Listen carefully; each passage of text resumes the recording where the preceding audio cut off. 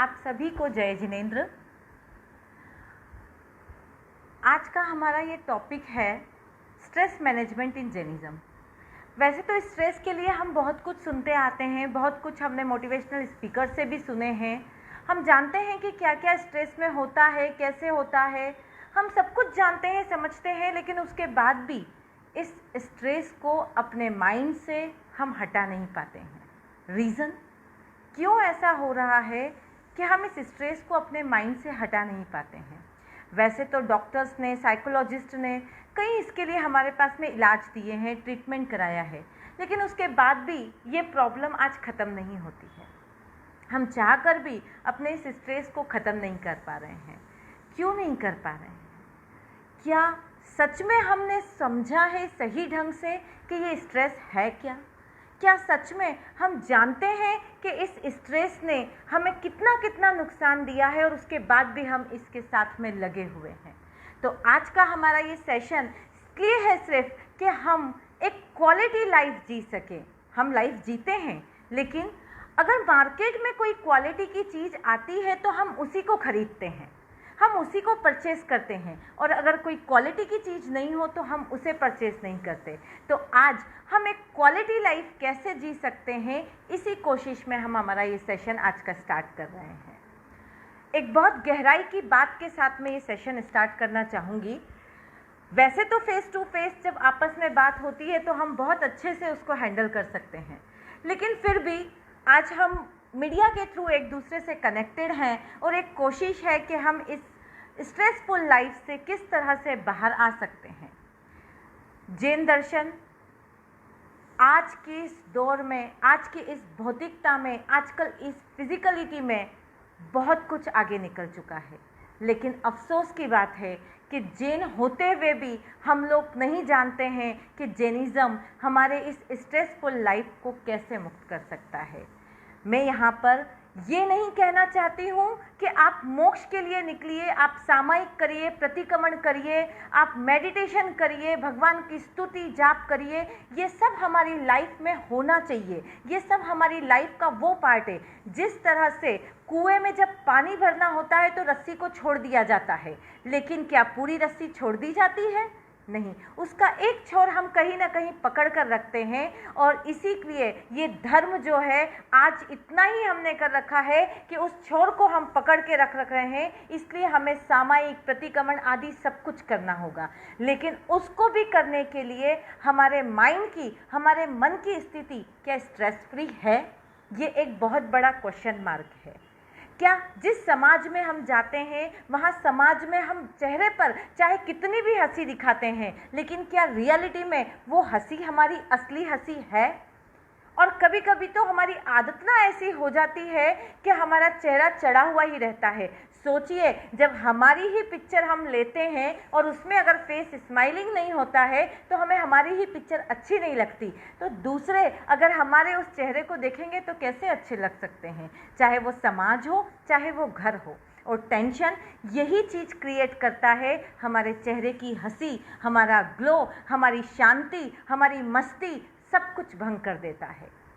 इसी मस्ती को वापस लाने के लिए, इसी टेंशन से दूर लाने के लिए आज हम समझते हैं कि टेंशन होता क्या है। मैं यहाँ पर टेंशन क्या है, उसके क्या कॉजेज़ हैं, क्या क्या डिसीज़ होती है, उसके डीप में नहीं जाऊँगी, क्योंकि हमारा मेन एम है इस टेंशन फ्री लाइफ से दूर हटने का। सबसे पहली बात तो टेंशन है क्या? इस टेंशन को समझने के लिए एक बहुत सिंपल सा एक एग्जाम्पल, मैं जो कुछ भी कहूँगी आप अपने ऊपर अप्लाई कीजिएगा। ये जो हमारा जैन लेडीज़ एसोसिएशन ग्रुप बना हुआ है, आई थिंक आप में से बहुत सारे लोग जानते होंगे कि इसकी एडमिन है पूजा जी, और न जाने ऐसे कितने भी आप लोग हैं जिनके नए नए घर बने हुए होंगे। आपके पास में आपका बहुत सुंदर घर है, बहुत सुंदर आपने डेकोरेट किया है, सब कुछ तैयार किया है, और आपका ही कोई बेस्ट फ्रेंड आता है और आपके घर में आता है, दुनिया भर का कचरा, गंदगी, मल मूत्र सब कुछ लेकर आता है। आपके घर आया, दरवाज़ा बजाया, और आपने जैसे ही दरवाज़ा खोला उसने वो सारा कचरा आपके घर में डाल दिया। इतनी गंदगी वहाँ पर हो गई, उसके बाद में आप क्या करेंगे? क्या उस दोस्त को वापस से कुछ कहेंगे? बिल्कुल हम कहते हैं। हम उससे पहला अगर दोस्त है कि ये तूने क्यों किया, दोस्त कहेगा यार गलती हो गई, बस मन में आया था, अगली बार नहीं होगा। लेकिन फिर भी यह चीज़ वापस से हो जाती है, तब आप क्या करेंगे? अगर वो दोस्त फिर से राग कर देगा, ये भी एक प्रॉब्लम, एक तकलीफ है कि अब उस दोस्त को क्या कहें। लेकिन फिर भी तीसरी कंडीशन भी वापस ऐसे ही आ जाती है, क्या आप दर का दरवाज़ा खोलेंगे? जितनी भी गंदगी आपके घर में पहली बार में की, आपने वो सारी गंदगी साफ कर दी, परफ्यूम छिटक दिया, कोना कोना क्लीन कर दिया, जिस तरह से दिवाली पे कर दिया जाता है, और उसी प्रकार दूसरी बार भी साफ कर दिया। लेकिन तीसरी बार आप उस दोस्त के लिए दरवाज़ा नहीं खोलेंगे, बल्कि आप देखेंगे कि अगर वही दोस्त है तो घर में घुसने नहीं पाए। ये स्ट्रेस भी एक ऐसी ही, ये डेफिनेशन है स्ट्रेस की कि ये एक ऐसी गंदगी है जो हमारे माइंड में अगर हम एक बार घुस जाती है तो दोबारा कभी निकलती नहीं है। तो सोचिए कि क्या इस स्ट्रेस को हमें अपने अंदर घुसने देना है? ये स्ट्रेस की प्रॉब्लम्स आज अगर हम साइकोलॉजिस्ट या डॉक्टर्स के पास जाते हैं तो क्या कहते हैं? डॉक्टर ये कहता है कि आपके ब्रेन में कोई केमिकल रिएक्शंस हुए हैं, उन केमिकल रिएक्शंस को, जिसको कि स्ट्रेस हार्मोन्स कहा जाता है, वो केमिकल रिएक्शंस आपके माइंड में है, इस कारण इतना स्ट्रेसफुल है और आपको नींद नहीं आती है।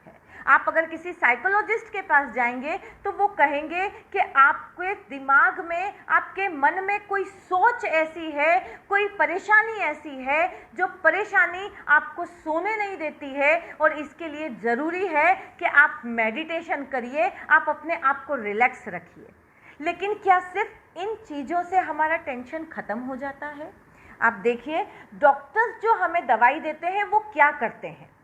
डॉक्टर्स जो एंटी ड्रग्स दिए जाते हैं हमारी नींद के लिए, वो हमारे ब्रेन की नसों को कुछ समय के लिए बिल्कुल शांत कर देता है और हमको स्ट्रेसफुल लाइफ के लिए हमें नींद आ जाती है।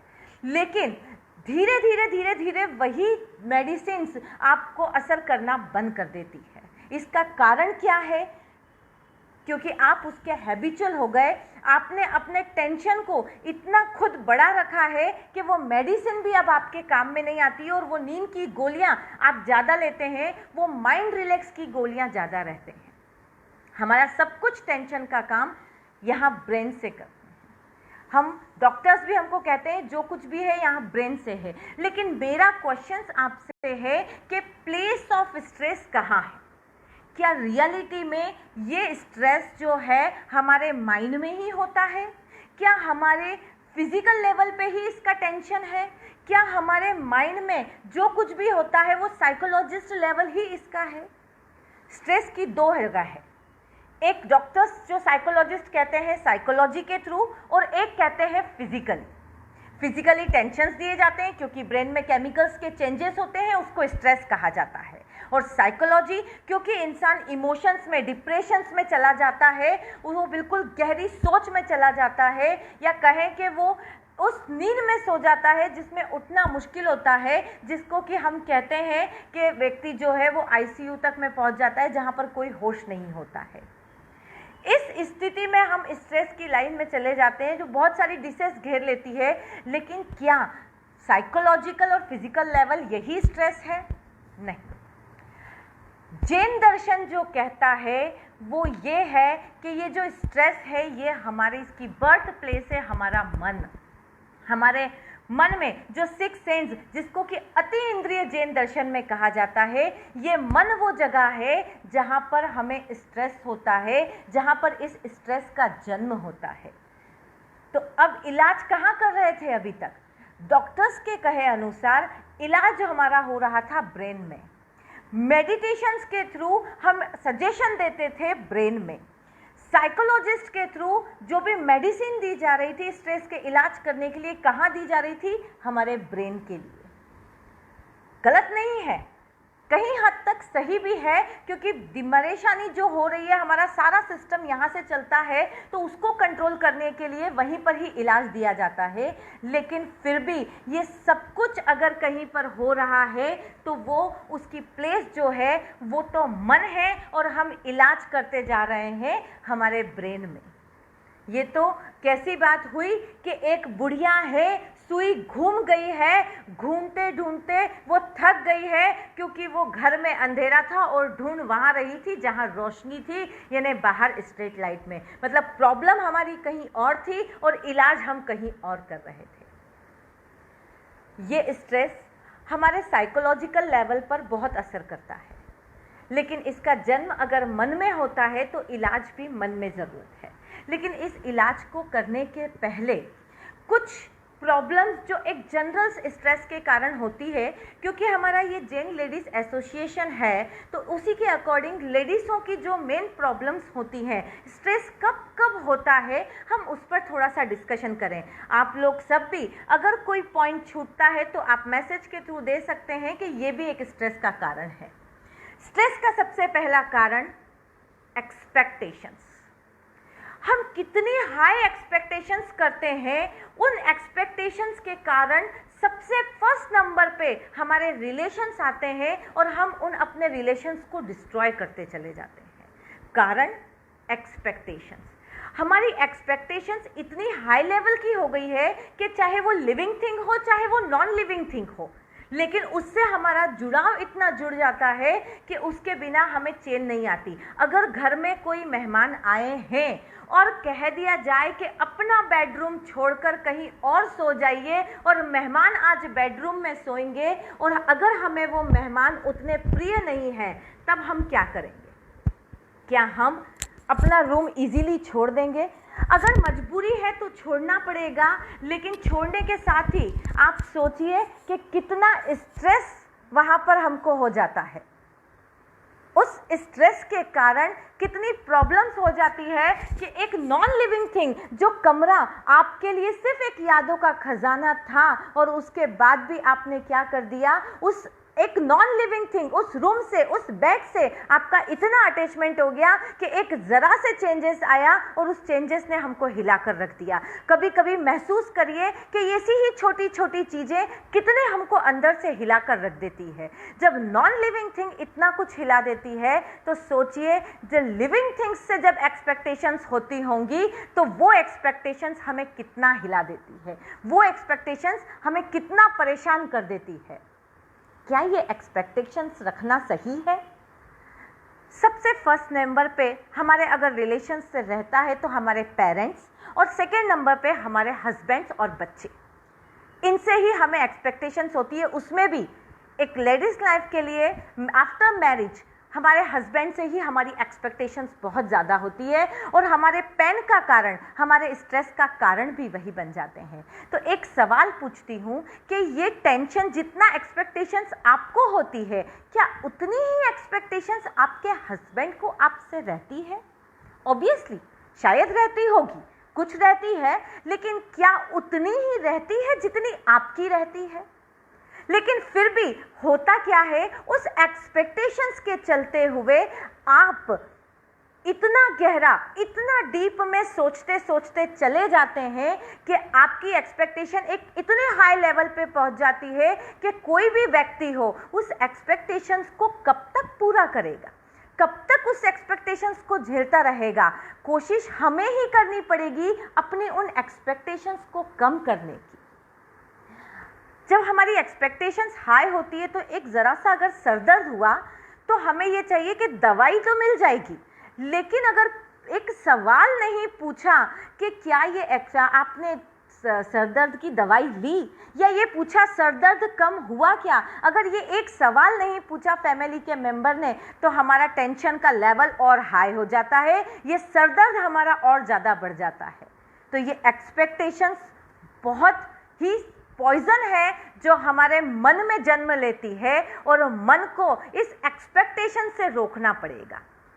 जैन दर्शन इन्हीं एक्सपेक्टेशंस को रोकने का कहता है कि जितनी भी कम एक्सपेक्टेशंस होगी उतनी ज़्यादा लाइफ में खुशी होगी, उतनी ज़्यादा लाइफ में मस्ती होगी, क्योंकि एक्सपेक्टेशंस एक तरह से बाउंडेशन है, एक्सपेक्टेशन एक तरह से गुलामी है, अपनी खुद की भी गुलामी, और जिससे आप एक्सपेक्टेशंस कर रहे हैं उसको गुलाम बनाने की भी ये एक्सपेक्टेशंस है।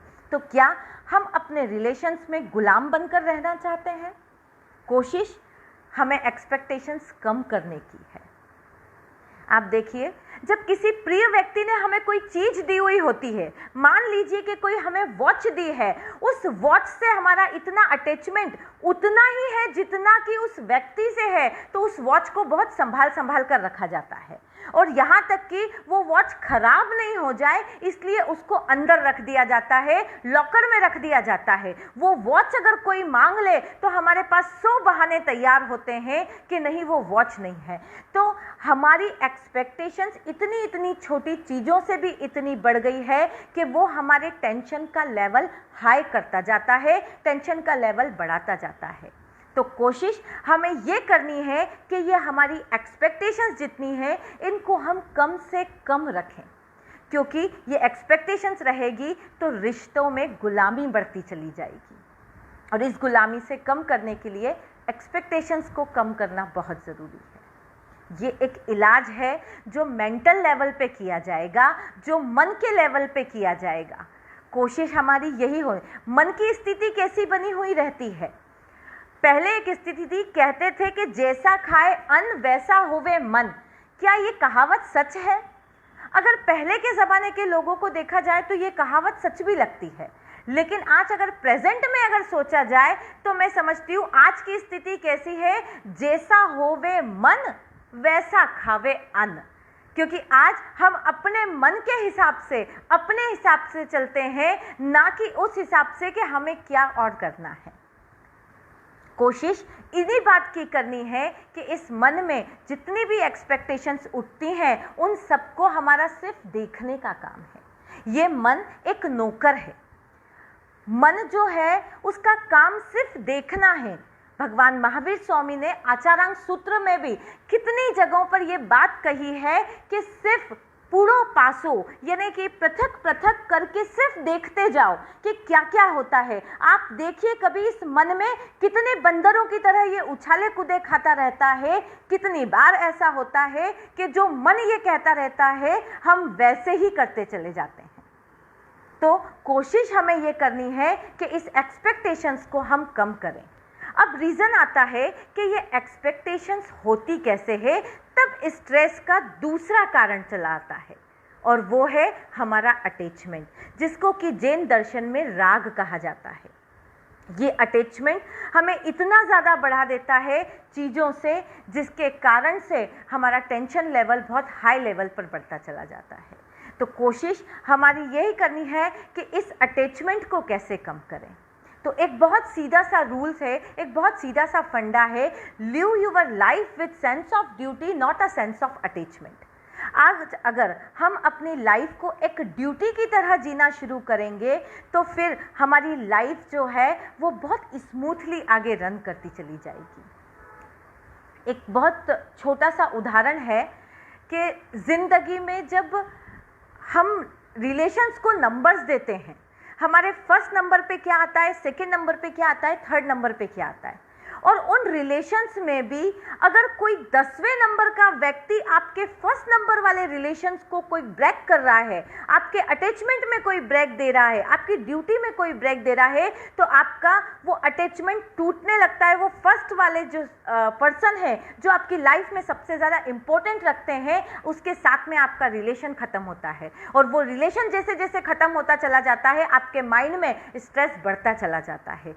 तो क्या एक 10 नंबर वाला व्यक्ति आपके फर्स्ट नंबर वाले व्यक्ति को इतना हिला कर रख देता है उसकी बातों को कि आपके फर्स्ट नंबर का रिलेशन इतना नाजुक हो जाता है? तो कहने का मेरा मतलब यहाँ पर यह है, बहुत ध्यान से समझिएगा इस बात को, कि जब हमारे रिलेशंस खराब होने लगते हैं तो टेंशन बढ़ता है, लेकिन इस खराब होने के पीछे कारण क्या है? कारण ये है कि बाकी के नीचे के जो व्यक्ति हैं, हम उनकी बातों में आकर अपने उस फर्स्ट वाले रिलेशंस पे इतना प्रेशराइज कर देते हैं कि वहाँ पर टेंशन क्रिएट हो जाता है। हम भी टेंशन में होने लगते हैं और सामने वाला भी उस टेंशन को फेस करने लगता है। एक सवाल, टेंशन होती है या प्रॉब्लम होती है? लाइफ में टेंशन होती है या प्रॉब्लम होती है? कहने को सब लोग यही कहते हैं कि टेंशन है, लाइफ में बहुत सारे टेंशन्स हैं, लेकिन ये टेंशन्स, ये स्ट्रेस नहीं है, लाइफ की कुछ छोटी छोटी प्रॉब्लम्स हैं। टेंशन का इलाज नहीं किया जा सकता है, लेकिन प्रॉब्लम्स के सॉल्यूशन तो ढूंढे जा सकते हैं। लेकिन हम उस प्रॉब्लम को स्ट्रेस तक लेकर चले जाते हैं और उसके कारण हमारे सारे रिलेशंस, हमारी फिजिकल, हमारी मेंटल स्थिति, सब कुछ जो है वो डिस्ट्रॉय होने लगती है।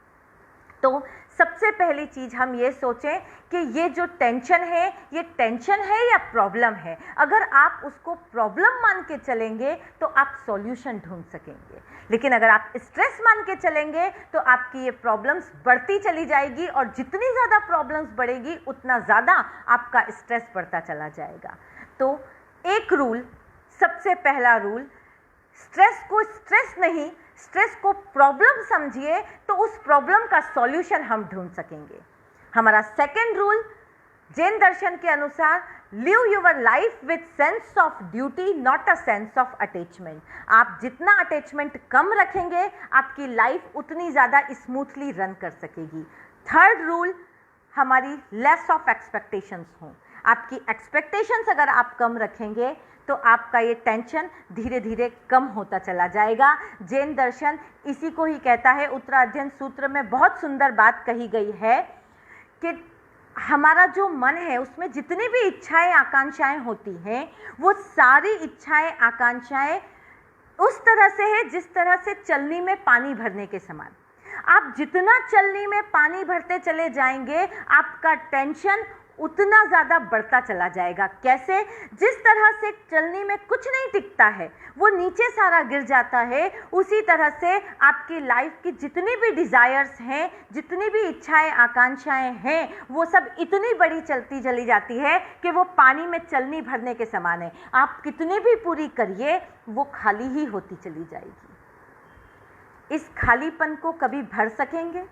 जो चीज़ हमेशा है ही सही, जो चीज़ कभी भरी नहीं सकती है, हम उसको भरने की कोशिश करते हैं। और जब अगर उसको भरने की कोशिश करेंगे तो लाइफ में टेंशन ही तो आएगा। हम जानते हैं कि हमारी बॉडी है और वो क्या क्या एडजस्ट कर सकती है, हमारी बॉडी क्या क्या सहन कर सकती है, हम जानते हैं और उसी अकॉर्डिंग हम काम करते हैं। तो हम हमारे मन को भी तो जानते हैं। हम जानते हैं कि इस मन में हम जितना कुछ भरते चले जाएंगे ये खाली होता चला जाएगा, लेकिन फिर भी हम वही कोशिश कर रहे हैं, हम वही प्रयास कर रहे हैं उस पागल की तरह कि पागल जानता है मेरी बात कोई सुनने वाला नहीं है, लेकिन फिर भी वो बोलता जाता है। अरे हम भी तो वही कर रहे हैं। जानते हैं कि मन में कितनी भी इच्छाएं आकांक्षाएं भर दें, लेकिन वो कभी भरने वाला नहीं है। जैसे ही एक पूरी होती है दूसरी उसकी जगह ले लेती है। आप कहते हैं ना कि मन को सिर्फ देखने का काम है। जिस तरह से टीवी हम देखते हैं तो देखते ही देखते हैं, कुछ क्षण के लिए हम उससे जुड़ जाते हैं, उसमें जो इमोशंस आते हैं, उसमें जो खुशी आती है, उससे कुछ समय के लिए जुड़ जाते हैं। लेकिन जैसे ही टीवी का स्विच ऑफ किया, क्या आप उससे जुड़े हुए होते हैं? नहीं, आप किसी दूसरे काम में लग जाते हैं। इसी प्रकार इस मन का भी काम क्या है? सिर्फ देखते रहना है। लेकिन हम क्या करते हैं? इस मन में इतनी इच्छाएं आकांक्षाएं हैं और इसको कितना भी खिलाओ ये कभी भरने वाला नहीं है। तो इसी तरह आप खुद अपनी प्रैक्टिकल लाइफ में देखिएगा कि मेरा मन क्या क्या कहता है। एक सेकेंड में, एक मिनट में, एक घंटे में हमारा मन कभी भी स्थिर नहीं रहता है, बंदर की तरह वो उछाले खाते रहता है। तो देखिए, जैसे ही एक इच्छा आपकी हुई, बस इतना हो जाए मेरी संतुष्टि हो जाएगी, बस मेरा हस्बैंड मुझे एक बार आई लव यू कह दे, मेरी इच्छाएं पूरी हो जाएगी, मुझे भरोसा। लेकिन जैसे ही वो हुआ दूसरी एक्सपेक्टेशंस जगह ले लेगी कि अरे यार काश इनके साथ कहीं घूमने को निकल जाना हो जाए। वो एक्सपेक्टेशंस पूरी हुई नहीं कि इच्छा होगी कि आज साथ बैठकर खाना खाएं। वो एक्सपेक्टेशंस पूरी हुई नहीं कि इच्छा होगी कि एक कोर तोड़कर सामने वाला मुझे भी अपने हाथ से खिला दे। तो ये मन को क्या बना रखा है हमने? हम खुद ही जो हैं इसमें वो सारी गंदगी भरते जा रहे हैं, जो गंदगी हमारे दोस्त दूसरे लाकर डालते हैं। आप ध्यान दीजिए, मैंने जो पहली स्टार्टिंग में कहानी कही कि उस गंदगी को जो यहाँ भरी है, उस गंदगी की बात को ध्यान में रखते हुए मेरी बात ध्यान से सुनिएगा। घर में रहा हुआ कचरा साफ किया जा सकता है, लेकिन खुद ने खुद के दिमाग में और खुद के मन में इकट्ठा हुआ कचरा कोई दूसरा साफ नहीं कर सकता। उस गंदगी को साफ हम खुद ही कर सकते हैं। अगर दूसरा कोई कचरा करता है तो उसके लिए हम दरवाजे बंद कर देते हैं कि दोबारा वो इस घर में ना आए, लेकिन अगर खुद ने अपने हाथों से अपने मन में, अपने दिमाग में इन प्रॉब्लम्स को स्ट्रेस बनाकर इतनी गंदगी भर रखी है, उसकी साफ करने की जिम्मेदारी किसकी है? उसकी साफ करने की जिम्मेदारी किसकी है? ये सवाल अपने आप से करिएगा। आप जितना ज़्यादा सोचते हैं उतनी ज़्यादा परेशानियां बढ़ती है। आप जितना ज़्यादा दुख को महसूस करते हैं उतना ज़्यादा हमारा दुख बढ़ता ही चला जाता है। दुख टेंशन नहीं है, प्रॉब्लम टेंशन नहीं है, क्योंकि दुख है तो दुख के साथ सुख भी आता ही आता है। लेकिन हमारी आदत है, हम क्या देखते हैं, वही बहुत पुरानी कहावत कि ग्लास खाली है या भरा, हमारी आज भी दिशा वही अटकी है, सामने वाले ने कितना कम दिया है। हम ये नहीं सोचते कि कितना दिया है, कितना कम दिया है, हमारी सोच आज वहीं पर रुकी हुई है और इसी के कारण हमारा टेंशन बढ़ता चला जाता है। इस प्रॉब्लम का, इन सॉल्यूशन का इलाज आज हम जाते हैं बाहर डॉक्टरों के पास, साइकोलॉजिस्ट के पास। जो चीज हमने खुद ने पैदा की है वो चीज दूसरे के पास उसका इलाज कहाँ से मिलेगा? उसका इलाज तो हमें खुद को ही ढूंढना पड़ेगा। एक बहुत गहराई की बात है, जरा ध्यान से सोचिएगा। आपके पास अगर कोई देवी देवता आ जाए और आपसे कहे कि कोई भी एक चीज आज मांग लो, जो चाहिए वो मांग लो, जितनी भी महंगी हो, जितनी भी कॉस्टली हो, नहीं कोई प्रॉब्लम है, जो चाहिए मांग लो, आप क्या कहेंगे? आप क्या मांगेंगे? आप जो भी मांगेंगे, आपने कहा कि मुझे जो है एक गाड़ी दे दो, एक गाड़ी मुझे चाहिए, या आपने किसी ने कहा कि एक घर मुझे चाहिए, किसी ने कहा मुझे सोने की पूरी एक ड्रेस चाहिए, लेकिन शर्त यह है कि वो चीज़ एक बार मिलेगी, उसके बाद वो चीज़ दोबारा नहीं मिलेगी, कभी नहीं मिलेगी। अब आपको वो जो चीज़ मिली है उसको आप कैसे रखेंगे? सोने की ड्रेस आपके पास में है, आपके पास शानदार गाड़ी आपको मिली है, या आप जैसा चाहते थे आपके सपनों का घर आपको वैसा मिला है, वो कोई भी एक चीज़ जो आपने आपके माइंड में सोची है, या मान लीजिए आपने किसी व्यक्ति को ही मांगा है, आप उसको कैसा रखेंगे? क्योंकि शर्त है कि वो एक बार मिली है लेकिन दोबारा आपको ज़िंदगी में कभी नहीं मिलेगी, तो उसको ऑब्वियसली बहुत संजो के, बहुत संभाल कर रखेंगे।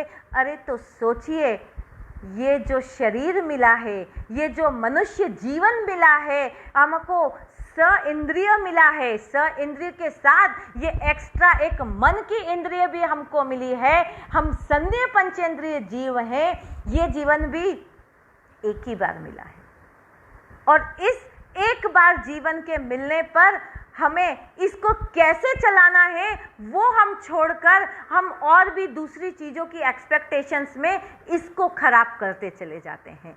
जब टेंशन का लेवल बढ़ता है, जब कोई भी प्रॉब्लम आती है, तो उस प्रॉब्लम का जब हम सोचते हैं, ठीक है, एक प्रैक्टिकल वे में अगर देखा जाए तो स्टार्टिंग में तो हम ये सोचते हैं कि भाई हम जो है एक नॉर्मल लाइफ जिए, इस प्रॉब्लम का कोई सॉल्यूशन ढूंढें। लेकिन जब उस प्रॉब्लम का कोई सॉल्यूशन नहीं मिलता है तो हम एक स्टेप अब आगे बढ़ रहे हैं कि उस प्रॉब्लम का जब कोई सॉल्यूशन नहीं मिलता है तो हम क्या करते हैं? तब जन्म होता है इस स्ट्रेस का, इस टेंशन का। हमारी कोशिश शुरू हो जाती है इस टेंशन में, और इस टेंशन के रहते रहते हम चार प्रॉब्लम्स को, चार टेंशन की और स्ट्रेस को हम आगे बढ़ते चले जाते हैं। क्या ये सॉल्यूशन है? बहुत सारे मोटिवेशनल स्पीकर्स हैं जिनका हम सुनते हैं, साधु संतों से हम सुनते हैं, और उसके बाद भी सुनते सब हैं लेकिन समझना कुछ नहीं चाहते हैं। इसके लिए भी एक छोटा सा फॉर्मूला है, लेट इट गो, जाने दो। इतनी छोटी सी बात है, लेकिन वो लेट इट गो हम किस चीज़ के लिए कहते हैं? कोई व्यक्ति अगर हमें कि अरे छोड़ो जाने दो, जब कोई बाहर का व्यक्ति आकर कुछ बोल जाता है तो हम कहते हैं छोड़ो जाने दो, लेकिन अगर किसी अपने व्यक्ति ने कुछ बोल दिया, कोई अपनी प्रॉब्लम्स आ गई, तब ये छोटा सा सूत्र है लेट इट गो, हम नहीं जाने देते हैं।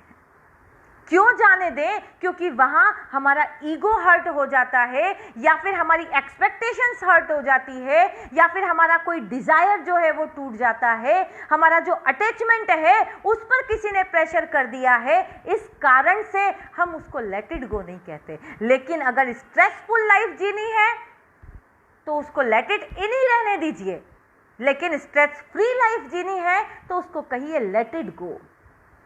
पास्ट का जो कुछ भी है, चाहे वो अच्छा हो या बुरा हो, हम उसी में कहीं ना कहीं उलझे हुए रहते हैं। हमारे टेंशन का बहुत बड़ा कारण है हमारा पास्ट। और देखिए, बुरा जो होता है वो तो टेंशन का कारण है, उसको हम अंदर एक हार्ट में या कहें मन में एक जगह पर बिठा कर रखते हैं, मेरे साथ ये बुरा हुआ, और वक्त आने पर हम उसको याद करते रहते हैं। लेकिन जो अच्छा है, क्या उसको भी हम उतना ही याद रखते हैं? हम उसको भी क्या उतनी ही जगह दे रखते हैं? नहीं।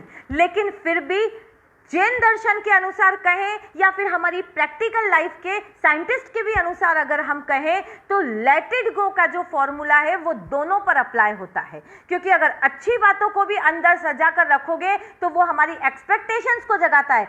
एक बार हुआ है, एक बार फिर से मिले। ये जो हुआ है, ये एक बार, ये पल हमको फिर से जीना है। अरे क्यों जीना है?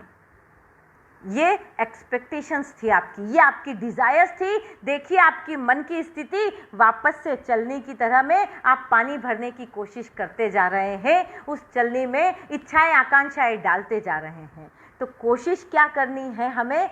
यही कि ऐसा नहीं होना है जो आज हो रहा है कि जैसा होवे मन वैसा खावे अन्न। अरे ये मन तो बहुत कुछ करता रहेगा, लेकिन इन सबसे ऊपर एक आत्मा है जो ये कोशिश करती है कि हम सही गलत को समझ सकें, क्या हमारे मन में रखना है और क्या नहीं रखना है, ये डिसाइड करने के लिए हमारी आत्मा है। लेकिन एक बहुत सिंपल सा क्वेश्चन है, क्योंकि बात हमारी जैन दर्शन की चल रही है और बात आत्मा के बिना जैन दर्शन की पूरी नहीं होती। लेकिन एक छोटा सा क्वेश्चन, इतने सब सुनते आ रहे हैं आत्मा आत्मा आत्मा आत्मा। अरे जिसको देखा नहीं, जिसको कभी हमने महसूस नहीं किया, जिसकी फीलिंग्स ही कभी नहीं आती है, उस आत्मा को माने कैसे? कैसे माने उस आत्मा को? तो जरूरी है, जैन दर्शन से अगर आपके स्ट्रेस का इलाज करना है तो सबसे पहले आत्मा को मानना पड़ेगा। इसका कोई मैं साहित्यिक या आगमों के अनुसार एग्जाम्पल नहीं, एक छोटा सा एग्जाम्पल से आपसे बात करती हूँ कि आत्मा को कैसे माने। आपको किसी ने जोर से पत्थर मारा, सर में चोट लगी, खून निकलने लग गया। डॉक्टर के पास जाते हैं और डॉक्टर से हम कहेंगे कि डॉक्टर साहब जल्दी से इलाज कीजिए, खून निकल रहा है और बहुत दर्द हो रहा है। डॉक्टर इलाज कर देगा, पट्टी लगा देगा, बंद कर देगा ब्लड आना, लेकिन दर्द हो रहा है। आप कहेंगे डॉक्टर साहब बहुत दर्द हो रहा है। डॉक्टर कहेगा कहाँ दर्द हो रहा है? आप कहेंगे ये यहाँ पर ये दर्द हो रहा है। वो कहेंगे दर्द कहाँ हो रहा है, मुझे दिख नहीं रहा है। क्या दर्द दिखता है? वो दर्द सिर्फ आप महसूस करते हैं। तो जिस तरह से दर्द नहीं दिखता, सिर्फ महसूस किया जाता है, उसी तरह से आत्मा भी दिखती नहीं है, सिर्फ महसूस की जा सकती है। तो सबसे पहले आत्मा के अस्तित्व को एक्सेप्ट करिए। जब आप उसको एक्सेप्ट कर लेंगे तो एक्सेप्ट करने के साथ आप खुद समझ जाएंगे कि ये मन की स्थिति भी क्या है और मुझे अपनी लाइफ में कैसे जीना है। हमें समय को भी ध्यान में रखते हुए चलना है, इसलिए थोड़ा सा स्पीच में आकर एक और एग्जाम्पल से आत्मा के बात के कॉन्सेप्ट को समझाते हुए मैं वापस अपने स्ट्रेस के पॉइंट पर आऊंगी। जब बिजली में करंट होता है, तार है, उस तार में करंट है, लेकिन क्या वो करंट दिखता है? अगर उस करंट को देखना है तो उसको टच करना पड़ेगा, तब आपको पता चलेगा कि उसमें करंट है। हमारी स्थिति कैसी है? अगर जरा सा स्विच बोर्ड में भी करंट आ जाता है और हम उसको टच करने जाते हैं और झटका आ गया, तो दूसरी बार 10 बार सोचते हैं कि उस स्विच बोर्ड को हाथ लगाएं कि नहीं लगाएं। हमें डर लगता है उस स्विच बोर्ड को हाथ लगाने में और 10 तरह के प्रिकॉशंस लेते हैं कि कहीं करंट नहीं लग जाए। उसी तरह से आत्मा भी दिखती नहीं है, आत्मा भी करंट की तरह है। अगर आपको करंट को जानना है तो हिम्मत करिए, हिम्मत जुटाइए और जाकर इलेक्ट्रिसिटी के बोर्ड में हाथ डाल दीजिए, आपको पता लग जाएगा कि करंट है। उसी तरह से अगर आत्मा को भी महसूस करना है तो हिम्मत करिए, तप त्याग इतना ज्यादा करिए, ये स्ट्रेसफुल लाइफ से हटने के लिए एक संयमी जीवन और मन को कंट्रोल करते हुए जिए। आप खुद महसूस करेंगे कि इस मन को रोकने की भी शक्ति उस आत्मा में है, लेकिन जरूरत उस हिम्मत की चाहिएगी आपको, और वो हिम्मत हमें अपने ही अंदर से मिलती है। जो चीज हमारे दिमाग में, हमारे मन में हमने खुद की है, उसका इलाज भी उसी तरह से हम खुद कर सकते हैं। साइकियाट्रिस्ट जितने भी हैं वो आपका इलाज आपकी परमिशन से ही कर सकते हैं। जब आपका माइंड उसके लिए तैयार होगा तो आपके माइंड को खुद को तैयार करना पड़ेगा, तब जाकर कहीं आप उस स्ट्रेस फ्री लाइफ से बाहर जा सकेंगे। एक बहुत इंपॉर्टेंट बात, अभी तक मैंने 3 रीजंस आपको बताए हैं स्ट्रेसफुल लाइफ के, कि हमारी एक्सपेक्टेशंस, हमारी डिजायर्स जितनी ज़्यादा होती है और प्रॉब्लम को हम स्ट्रेस समझ के रखते हैं तो वो हमें स्ट्रेस देता है। और एक और इम्पोर्टेंट बात, स्ट्रेस का सबसे मेन रीज़न कहाँ पर आता है, जो कि मैंने पहले कहा, अटैचमेंट से। अगर हमारी एक्सपेक्टेशंस भी किसी से है तो उसका भी पॉइंट कहीं ना कहीं अटैचमेंट पर जाता है। अगर हमारी डिजायर्स भी है तो उसका भी पॉइंट हमारे अटैचमेंट के ऊपर जाता है। कहने का मतलब राग। ये attachment living thing, non living thing दोनों की चीज़ों से है। चेहरे पर पिंपल्स हो गए, अटैचमेंट है। किसी ने कुछ कह दिया, कितनी मोटी हो रही हो, हमारा टेंशन का विषय बन जाता है। किसी ने कह दिया आंखों के नीचे डार्क सर्कल आ गए, हमारा टेंशन बन जाता है। किसी ने भी कोई भी कमेंट हमारी चीज़ों को लेकर कर दिया, हमें टेंशन आ जाता है। या फिर किसी ने कह दिया तुम्हारा बेटा या तुम्हारी बेटी इस तरह की हरकत करता है, हमें टेंशन आ जाता है। मैं पूछूं, ये टेंशन के जितने भी कारण अभी हमने सुने, ये सब आपसे ही कनेक्टेड थे या पर से कनेक्टेड थे? ये सब चीज़ें जितनी भी थी, ये सब पर से। बहुत सुंदर एक बात कही है किसी ने कि हमारे पास में अपना है क्या? हमारे पास अपना कुछ भी नहीं है। ये शरीर भी जो है ये हवा, पानी, अग्नि आदि से परफेक्ट रहता है। अगर इसको ये भी नहीं मिले तो ये भी नहीं टिकेगा। हम भी, ये शरीर भी दूसरों पर चलता है। वनस्पति को खाकर हमारा ये शरीर चलता है, ऑक्सीजन मिलती है तो ये शरीर चलता है। ये बाल अगर झड़ने लग जाते हैं तो टेंशन है, लेकिन इसमें से हमारा है क्या? हमारा अपना कुछ भी नहीं है, लेकिन फिर भी इन सब के साथ में अटैचमेंट बना हुआ इतना ज़्यादा है कि इसका एग्जाम्पल हम यूँ समझे, हमने अपने लाइफ का रिमोट कंट्रोल, हमने अपने लाइफ के सारे स्विच जितने भी हैं सब दूसरों के हाथ में दे रखे हैं। जब चाहे, जो चाहे, जैसा चाहे, जब आकर आपका एक स्विच दबा देता है और हम क्या हो जाते हैं, वो टेंशन की लाइट जो है वो जग जाती है। ये टेंशन जितना भी है किसने क्रिएट किया? सब दूसरी चीज़ों ने कनेक्ट किया। आपने अपने शरीर से इतना अटैचमेंट रखा, आपने अपने बॉडी से, अपने रिलेशन से, अपने हाउस से, अपने लिविंग नॉन लिविंग चीज़ों से इतना अटैचमेंट रखा कि उसमें कहीं भी कोई डिस्टर्बेंस आया तो आपने क्या किया? टेंशन क्रिएट कर लिया। मेरा कहने का मीनिंग ये है कि क्यों हमने अपने सारे स्विच दूसरों के हाथ में दे रखे हैं कि जब चाहे जो आए, कोई भी रिमोट का एक बटन दबाता है और हमारे टेंशन की पिक्चर शुरू हो जाती है। जो भी आया, एक स्विच दबाया और हमारे टेंशन की लाइट हम शुरू कर देते हैं, और उस टेंशन में खुद तो घुटते ही हैं, खुद तो परेशान होते ही हैं, लेकिन उससे कहीं गुना ज़्यादा हम उनको भी टेंशन दे देते हैं जिनसे आपकी हाई एक्सपेक्टेशंस रही हुई थी। और किसी भी चीज़ की एक लिमिट होती है। लाइफ को एडजस्टमेंट से जीने की बात नहीं कर रही हूँ कि फिर कैसे जिए, इन सब चीज़ों से अगर अटैचमेंट नहीं रखेंगे तो एडजस्टमेंट होकर जीने की बात नहीं कर रही हूँ। मैं बात कर रही हूँ सिर्फ एक प्रैक्टिकल लाइफ को अपनी समझ से, अपने ही दिमाग को समझाने की क्योंकि जब हम किसी चीज़ को बार बार सुनते हैं तो कहीं ना कहीं वो हमारे दिलो दिमाग पे असर कर जाती है। लेकिन हम नेगेटिविटी को अपने अंदर ज़्यादा घुसने देते हैं, हम नेगेटिविटी ज़्यादा रखते हैं, इस कारण हमारा टेंशन बहुत ज़्यादा बढ़ता है। तो हमारी कोशिश ये होनी चाहिए कि इस नेगेटिविटी को हम निकाल दें और इसके साथ में ज़रूरी है पॉजिटिविटी को अपने साथ में अंदर रखें, तब ये हमारा टेंशन खत्म होगा। हमारे लाइफ का रिमोट कंट्रोल हमारे हाथ में रहे, हमारी आत्मा के साथ में रहे, मन के साथ में नहीं, हमारी आत्मा के साथ में रहे। मन का काम सिर्फ देखना है।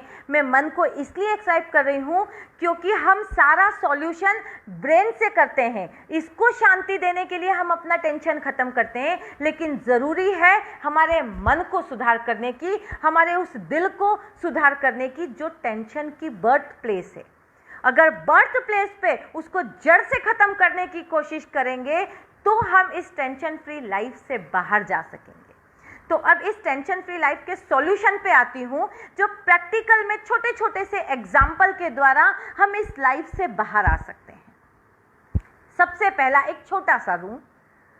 जब भी हम सुबह उठते हैं, उठते ही सबसे पहले एक स्माइल कांच में देखकर अपने आप को करिए। क्यों करिए? इस शरीर को देखकर नहीं, अपने चेहरे को देखकर नहीं, ये सोच के साथ में चेहरे को देखकर एक स्माइल करिए अपने आप को देखकर कि मुझे एक ही बार ये जीवन मिला है, पता नहीं फिर मिलेगा कि नहीं मिलेगा, तो इसको जितना अच्छा हो सके मैं टेंशन फ्री रखूं। प्रॉब्लम्स आएंगी, वो लाइफ का पार्ट है, हम सब जानते हैं, लेकिन उसको स्ट्रेस नहीं बनने दूं। प्रॉब्लम को प्रॉब्लम रखूंगी तो मैं सॉल्यूशन ढूंढ पाऊंगी। तो सबसे पहला ट्रीटमेंट, सुबह उठते ही एक स्माइल अपने आप को दीजिए। दूसरा इलाज,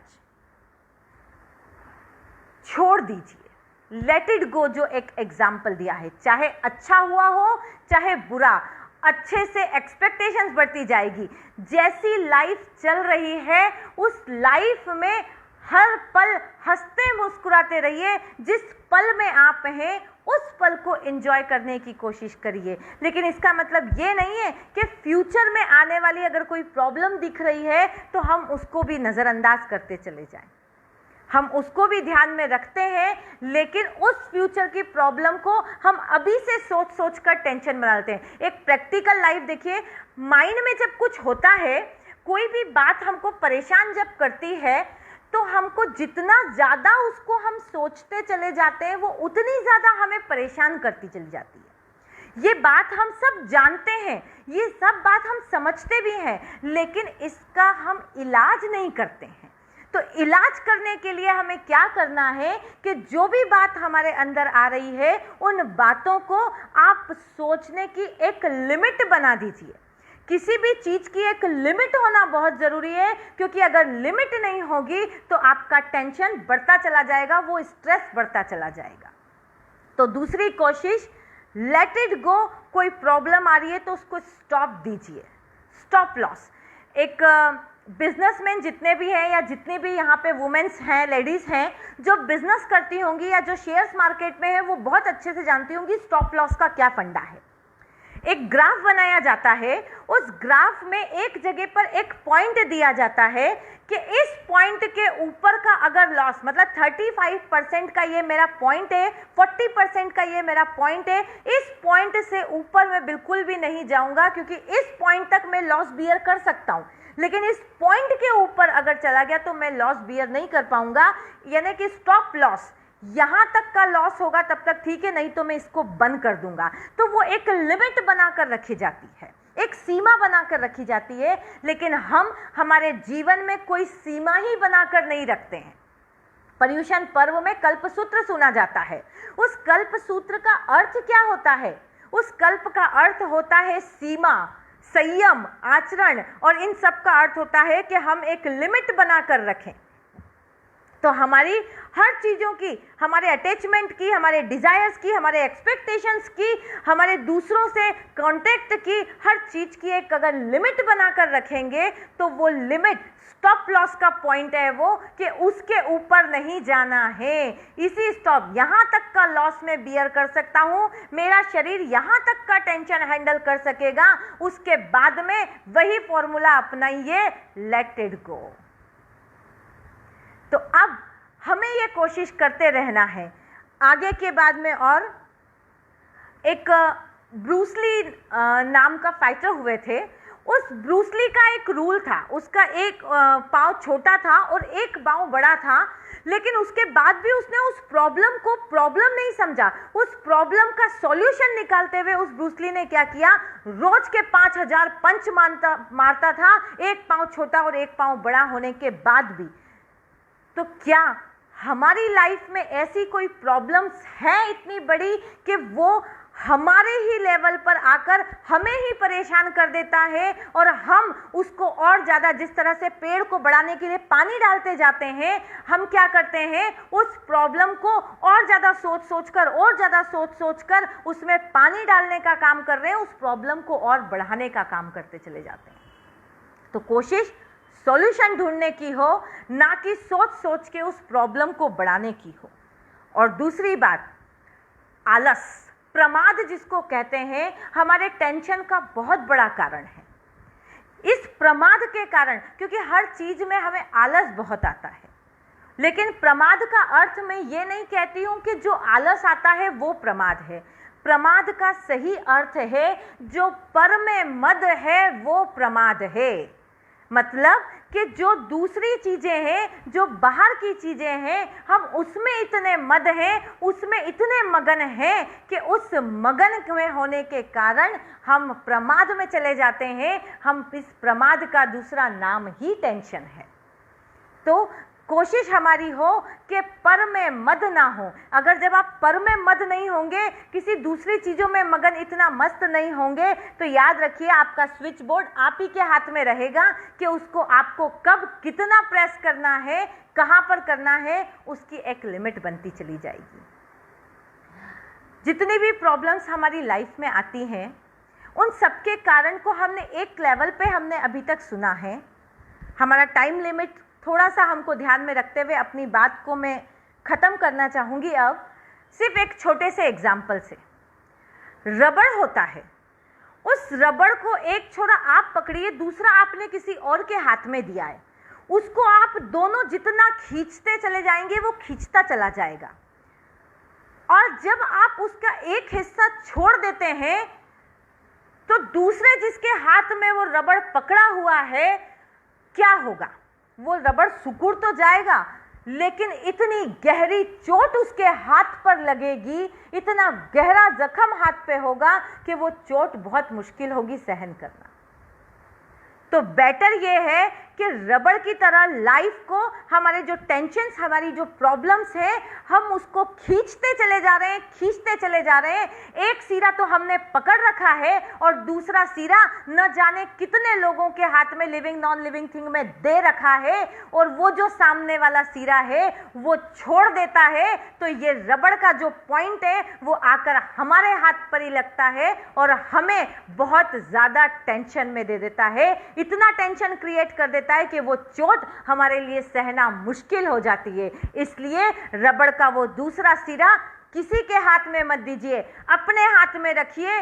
जब मर्जी में आए अपने ही हाथ से उतना ही खींचिए जितना सहन कर सकते हैं, और अदरवाइज लेट इट गो, जाने दीजिए, उसको छोड़ दीजिए। जैन दर्शन भी यही कहता है कि आप लेट इट गो होइए। उसकी लैंग्वेज बस इतनी है कि आप राग द्वेष मत रखिए। आप राग द्वेष से हटेंगे तो एक्सपेक्टेशंस कम होती चली जाएगी, आपकी डिजायर्स कम होती चली जाएगी, और इसके लिए ऑटो सजेशन से बेहतर और कोई इलाज नहीं है।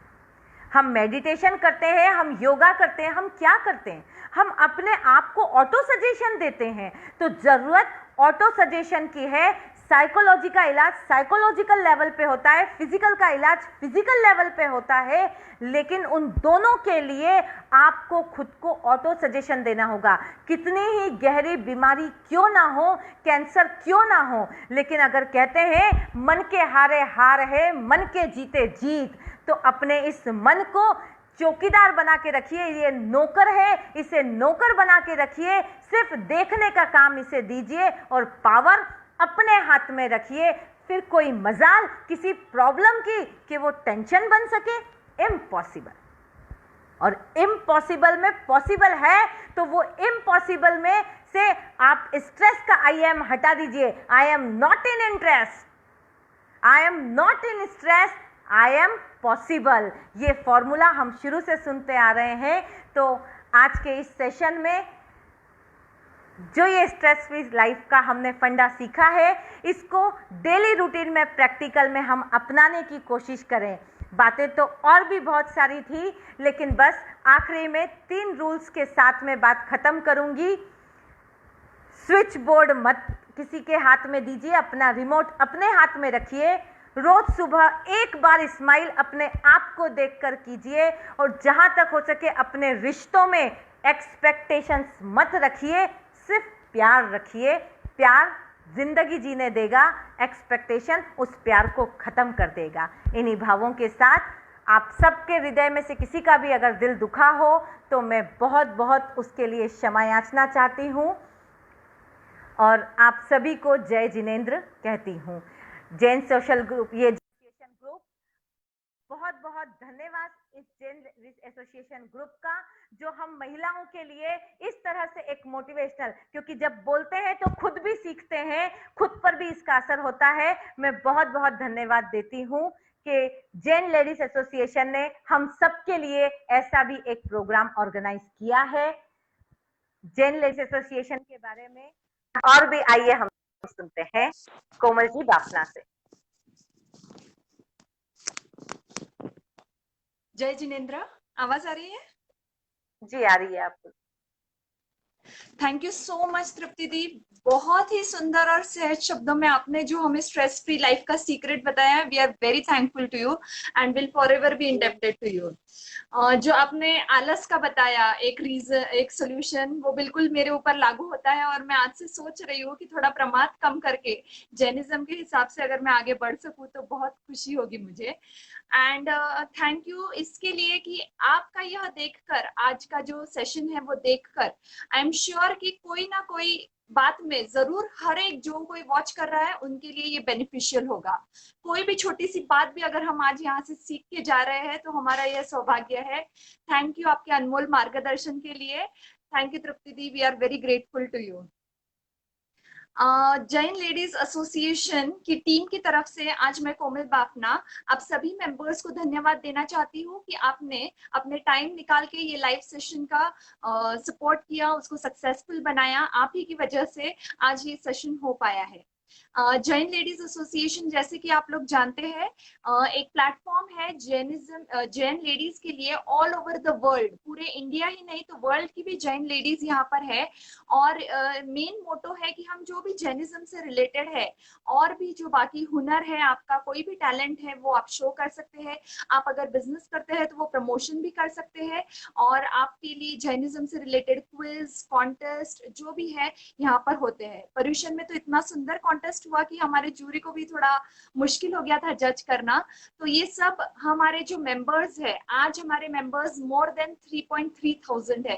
So we are very proud and thankful to each and every member who keeps on supporting us and who helps us to continue our good work.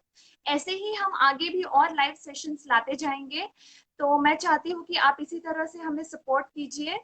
Tripti di, thank you for your support. JLA team की तरफ से, हर एक member की तरफ से मैं तृप्ति दी को thank you कहना चाहती हूँ। बहुत ही सुंदर और अच्छा सा सेशन हुआ है, and will definitely try these simple solutions, और आगे भी ऐसे सेशंस होते रहे, यही कामना करती हूँ। Thank you. इसके साथ आज हमारा ये सेशन खत्म। JLA टीम को मैं भी बहुत बहुत थैंक यू कहती हूँ कि मुझे इतना अच्छा मौका दिया। Thank you so much. जय जिनेंद्र।